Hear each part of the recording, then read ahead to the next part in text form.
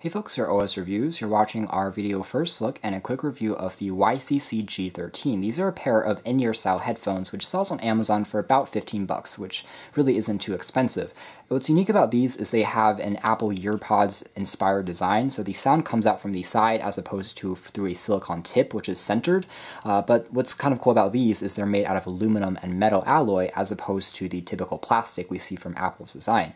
It has a added bass functionality as well, which improves the lower frequency range, or so the company claims. There's a typical 3.5mm jack, which can be plugged into any standard audio equipment, an MP3 player, a smartphone, an Android device, the iPhone, and also includes a music control remote on the center. The company also produces a few other designs of earphones, which you can check out more about, but this itself just comes with these earphones, so this is what the overall design is like. So taking a quick look at the hardware first, you can see the company's logo stamped onto the front, and again, they are made entirely out of metal and aluminum, so it does feel quite high quality despite this low price point. The actual tip themselves aren't soft, so they are actually a hard kind of plastic material, but the parts where the drivers are located as well as the main shell is again made out of this metal material. Same thing with the tips over here. It's a pretty snug fit, I would say, about the same as the Apple Earpods, so if you don't love those, you probably won't love these either, despite the higher construction quality and more premium look and finish. Otherwise, there's labels for the left and right sides from the plastic tips on the front there, and you can see here that the wiring used is just a traditional round type as opposed to a flat ribbon wire, which means that they do tangle a bit more easily, hence why we kind of wrap this up again for demo purposes. But the cable length itself is about 1.2 meters long, which is about average, and it features again that aforementioned gold-plated 3.5mm jack,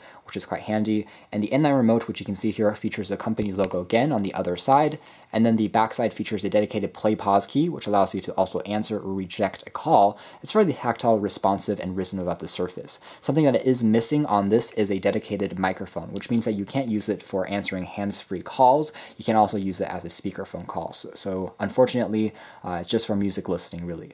Otherwise, as far as the audio quality is concerned, again, they do have a surprising amount of lower frequency punch, so they are quite clear in that sense. And if you're playing back some basic rock music or maybe some electronic music, some pop music, I think that you'll be pleased with the experience here. Although they look expensive, they're definitely not audiophile grade headphones, so that's something to be aware of. However, general users and casual listeners out there will be pleased, and it's a huge step up compared to the boxed earphones that Apple throws in. And for 15 bucks, again, they really are, I think, quite a steal. Otherwise, as far as the listening experience is concerned, they do work well for watching movies, streaming YouTube content as well. We had no problems there. And overall durability feels pretty good, despite the fact that the wire that goes in here isn't really protected. The edges here are quite sharp, and it feels like it might break or fry a little bit more easily than we're used to, despite kind of this high quality feel of the tips.